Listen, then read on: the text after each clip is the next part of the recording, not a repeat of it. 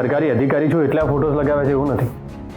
ગાંધીજીના વિચારો અને સિદ્ધાંતો પ્રત્યે મને એક માન છે, શ્રદ્ધા છે એમના વિચારો પર. ગાંધીજી હંમેશા સત્યનો આગ્રહ રાખતા અને એટલે જ હું પણ હંમેશા સત્યનો આગ્રહ કરતો આવ્યો છું. આઈ નો કેસર, તારો ઇન્ટેન્શન સારો હતો અને તું જે ખોટું બોલી એનાથી કોઈનું નુકસાન પણ નહોતું થવાનું. પણ કેસર, આજ પછી આપણી વચ્ચે આવું ના થવું જોઈએ. તું ક્યારે મારી સાથે ખોટું ન બોલતી.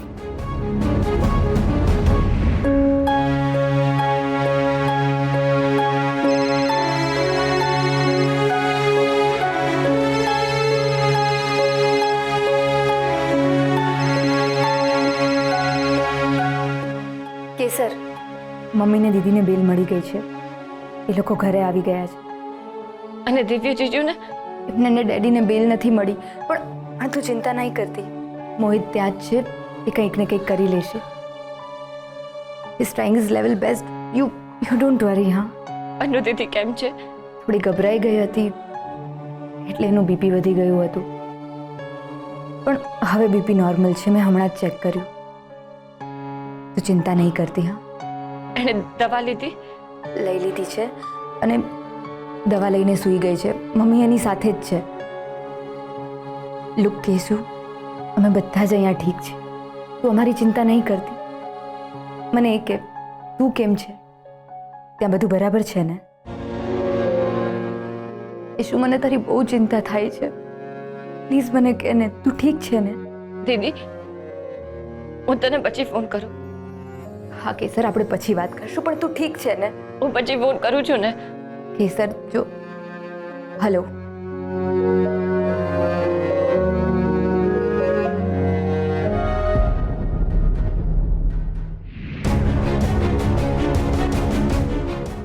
આજ પછી તમે અમારી સામે ના આવતા. હાથ જોડીને વિનંતી કરીએ છીએ તમને. તું અમારી સાથે વાત કરીશ ને તો મને વિશ્વાસ નહીં આવે કે આ એ જ છોકરી છે જેણે અમારી સાથે વિશ્વાસઘાત કર્યો. ઉપાડ તારી બેગ અને નીકળ તારા ઘરે. તારું આ અપશુકન્યાળ મોઢું ફરીથી અમને આ ઘરમાં ના દેખાવું જોઈએ, સમજી?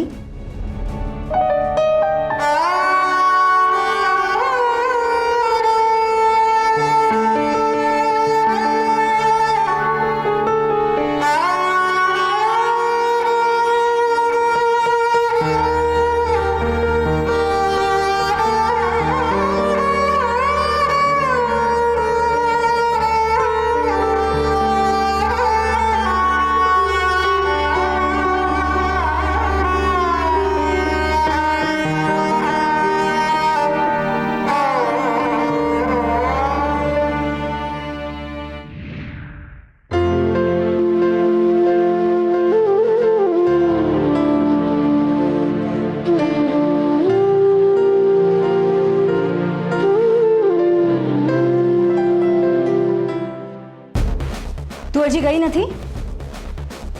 કહ્યું હતું ને અમે કે તારું આ અપશુકન્યાળ મોઢું લઈને નીકળ. કેમ હજી અહીંયા છે? ચલ નીકળ અહીંયાથી, નીકળ. અમારી સામે શું જોવે છે? શું જોવે છે અમારી સામે? નજર નીચી રાખવાની, ને તો આંખો ફોડી નાખીશ તારી. નીકળ તારી આ બેગ ઉપર અને નીકળ અહીંયાથી.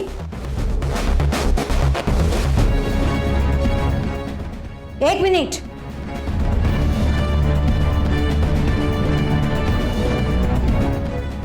કાયદો કહે છે કે આ લગ્ન ખોટા છે, તો ખોટા લગ્નની સાચી નિશાની તે કેમ પહેરી છે? અમારી સામે ના જોઈશ. ઉતાર, ઉતાર આ મંગળસૂત્ર. કાંઈ વેદિકા ભાભી, તમારે મારી સાથે જે કરવું હોય કરો, મને જે કહેવું હોય કહો, પણ મારા મંગળસૂત્રને હાથ નહીં અડાડવાનો.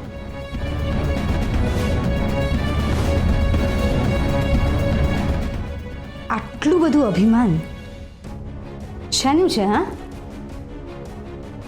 આ મંગળસૂત્રની કોઈ વેલ્યુ નથી, સમજી? પતિ પત્નીની કિંમત કરે ને તો જ આ મંગળસૂત્રની કિંમત થાય. બાકી આ ખાલી કાળા મણકા પહેર્યા હોય ને એવું જ ગણાય. અમારી સામે શું જોવે છે? અમારી સામે નહીં જોવાનું આ રીતે. નજર નીચે રાખ અને લાયકાતમાં રહેવાનું, સમજી? બેગ ઉપાડ અને નીકળ અહીંયાથી. ચાલ નીકળ. આ શું ચાલી રહ્યું છે આ બધું? હા, શું તમાશો છે? તમાશો? તમે આને તમાશો કહેશો? આમણે આપણી સાથે જે કર્યું એને શું કહેશો? Cartoon show? જેના લીધે છડે ચોક આપણી આબરૂની નીલામી થઈ એનું ઉપરાણું લેવા આવ્યા છો તમે? વેદિકા, બેબી માસી, માસી સાસુની ફરજ તો તમે નથી નિભાવી, પણ અમે તો આ ઘરના મોટા વહુ જ છીએ ને, એટલે અમારે તો એ ફરજ નિભાવવી પડે ને.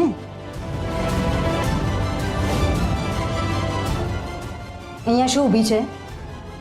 ચાલ નીકળ, નીકળ અહીંયાથી. એક મિનિટ, હાથ છોડો. મેં કહ્યું હાથ છોડો.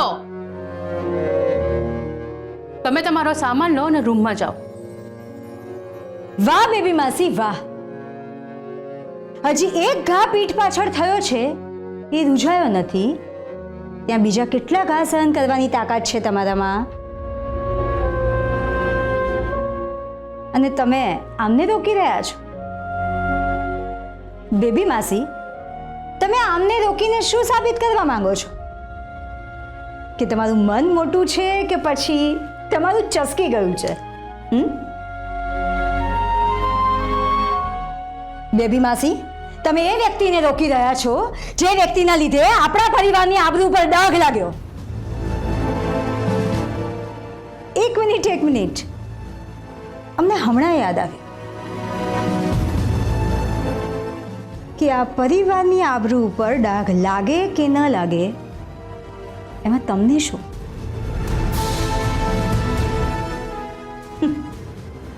તમે ક્યાં આ પરિવારના છો જ? વેદિકા બહુ બસ, બહુ બોલી રહ્યા છો તમે. અત્યારે ઘરનું વાતાવરણ એટલું ખરાબ છે કે હું એને વધારે ખરાબ કરવા નથી માંગતી. બાકી આના દિવસે તમે મને આ પૂછ્યું હોત ને તો અત્યારે ગાલ ચોડતા ઊભા હોત.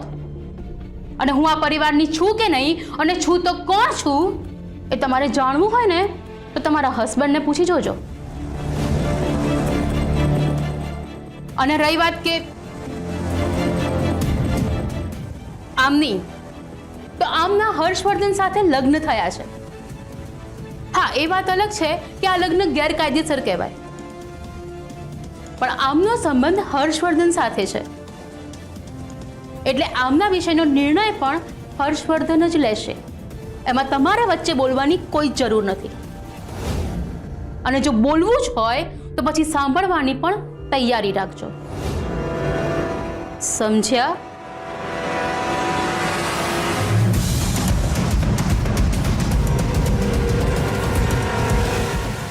તમે તમારો સામાન લઈને તમારા રૂમમાં જાઓ. બેબી માસી, સંભળાયું નહીં મેં શું કહ્યું? સામાન લો ને રૂમમાં જાઓ.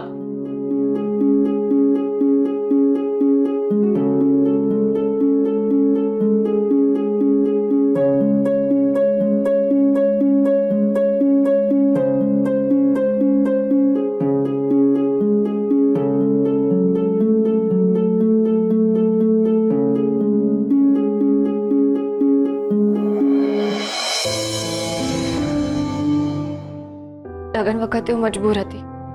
જો હું લગ્ન માટે ના પાડી દેતી તો ડેડીએ ઝેર પીવાની ધમકી આપી હતી.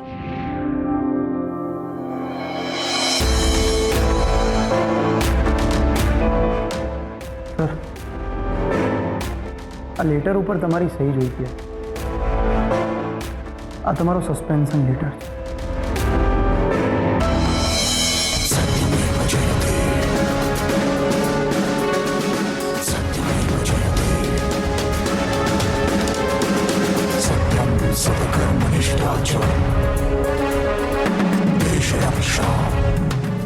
સર, ફક્ત હું જ નહીં પણ આખું ડિપાર્ટમેન્ટ જાણે છે કે તમે એક પ્રામાણિક ઓફિસર છો. તમારી ઇમેજ પણ એકદમ ક્લીન છે. મને ખાતરી છે સર કે તમારા જેવા પ્રામાણિક ઓફિસર આવું ગેરકાયદેસર કામ કરી જ ના શકે. તમારા જેવા પ્રામાણિક અને ડિસિપ્લિન ઓફિસર માટે આ બહુ જ દુઃખની વાત છે. સર, આઈ એક્સ્ટ્રીમલી સોરી સર. સર, મને પણ આ કામ કરવામાં બહુ જ દુઃખ થઈ રહ્યું છે, પણ લેટર આપો.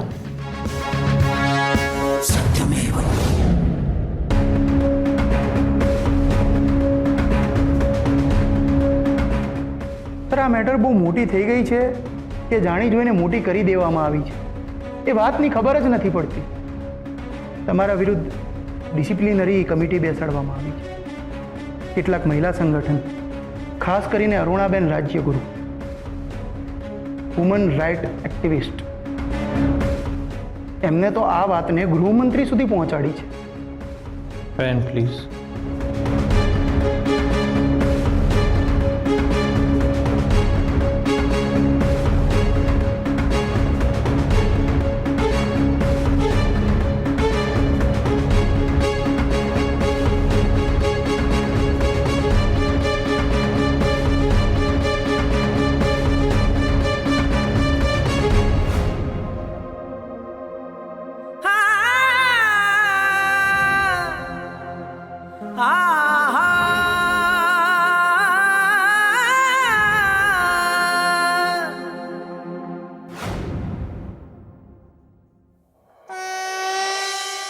એ સોમનાથ દાદા, મને જેટલું મળવું જોઈએ એના કરતાં વધારે જ તમે મને આપ્યું છે. પણ આ બધું મારા કર્મોને લીધે થઈ રહ્યું છે. મારી તમને કોઈ ફરિયાદ નથી કે હું મારા માટે કાંઈ માંગી પણ નથી રહી. તમે તો બધું જાણો જ છો ને. તો મારા પર હજી એક ઉપકાર કરો. મારા કર્મોની સજા માત્ર મને મળવી જોઈએ, મારા ઘરવાળાઓ કે મારા ફોજદારને નહીં. તમે તો જાણો છો ને કે હું મારા ફોજદારને કેટલો પ્રેમ કરું છું. મારા કર્મોની સજા મારા ફોજદારને મળી રહી છે, જે મને નથી ગમી રહ્યું.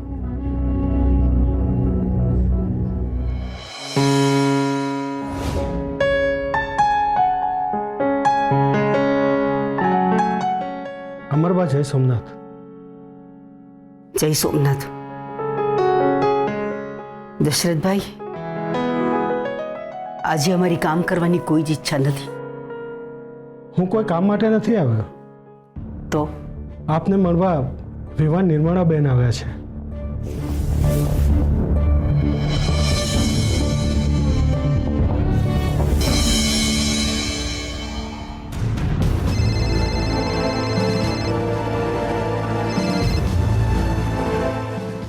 હેલો, વેદિકાબેન દિગ્વિજયસિંહ. જય માતાજી. હા, કોણ? આપ ભલે અમને ના ઓળખતા હો, પરંતુ અમે આપને ખૂબ સારી રીતે ઓળખીએ છીએ. વેદિકા ભાભી, અમે રાજભા. રાજભા?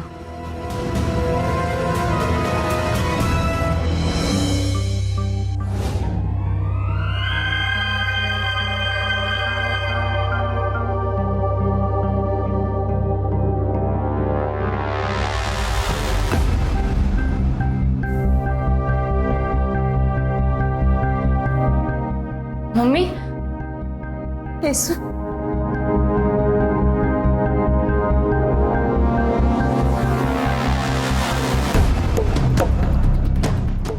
મમ્મી, અમર,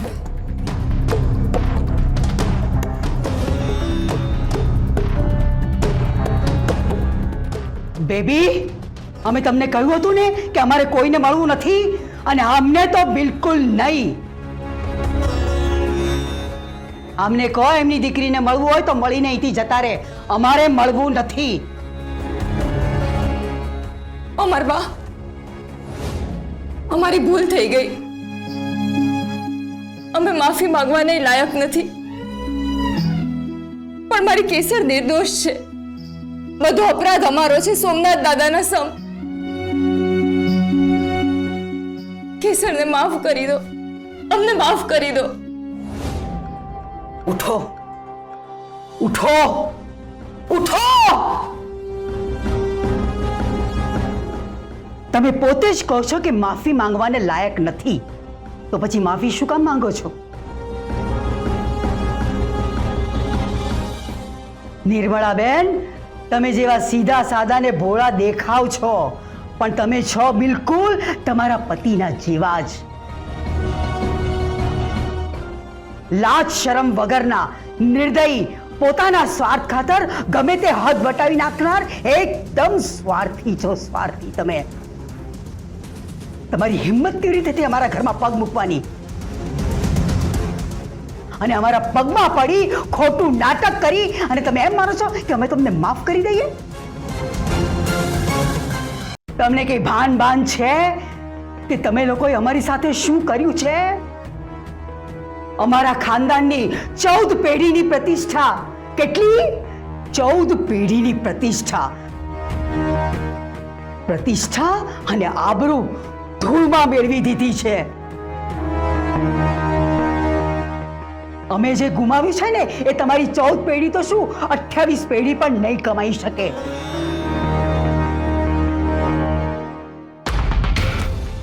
જોકે પ્રતિષ્ઠા, આબરૂ આ બધા સાથે તમારે શું લેવા દેવા? તમને તો આનાથી કઈ ફરક જ નથી પડતો ને. ફરક તો અમને પડે છે, અમને. ઘરની બહાર નીકળે ને તો બે આંખની શરમ અમને નડે છે. હવે આમ નક્કામાં રડી અને આંસુ ના વહાવો. અમારી આબરૂ પર લાગેલો ડાઘ આ તમારા આંસુઓથી નહીં ધોવાય. અમરબા, તમે તો કઈ બોલતા જ નહીં.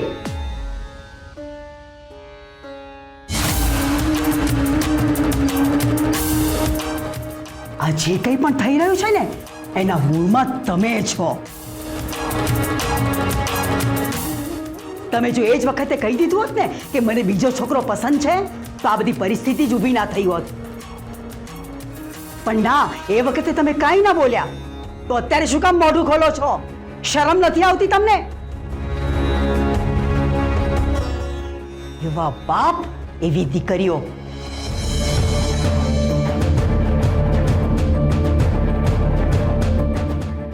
વિક્રમસિંહે જો એ જ વખતે અમારું ઋણ ચૂકવી દીધું હોત તો આ પરિસ્થિતિ જ ઊભી ના થઈ હોત. અથવા તો એમણે એમ કીધું હોત કે હું નાદાર છું, મારી પાસે રૂપિયા નથી, હું ઋણ નહીં ચૂકવી શકું, તો અમે એમને માફ કરી દીધા હોત અને આ ઋણ જતું કરી દીધું હોત. પણ ના, એમણે એવું પણ ના કર્યું. ખાનદાની માણસની બડૈયો ફૂકી અને ગેરકાયદેસર રીતે આ નાબાલિગ છોકરીને અમારા માથે મારી દીધી.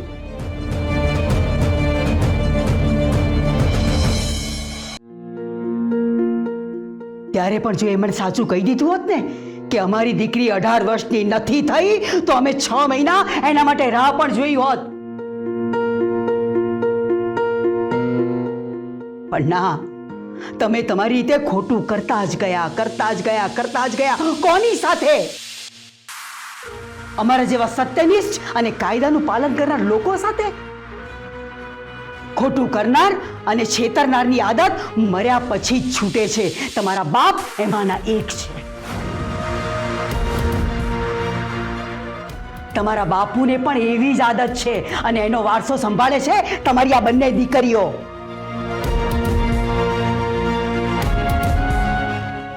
એટલે જ તમારી આ દીકરીએ છેક સુધી સાચું કહ્યું નહીં અને અમને છેતરતા રહ્યા. અમરબા, સાચું કહું છું, કેસરનો કઈ વાંક નથી, ભગવાનના સમ. બસ નિર્મળાબેન, ખોટા સમ ખાવાની જરૂર નથી. તમે લોકો નીકળો અહીંથી. અમરબા, તમે સાંભળ્યું નહીં અમે શું કહ્યું? એ નીકળો અમારા ઘરમાંથી બહાર.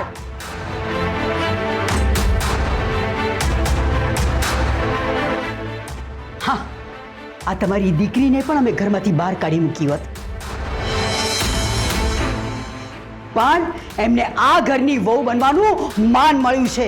ફક્ત એ કારણોસર એ આ ઘરમાં છે, નહીં તો એને પણ અમે ઘરમાંથી બહાર કાઢી મૂકી હોત.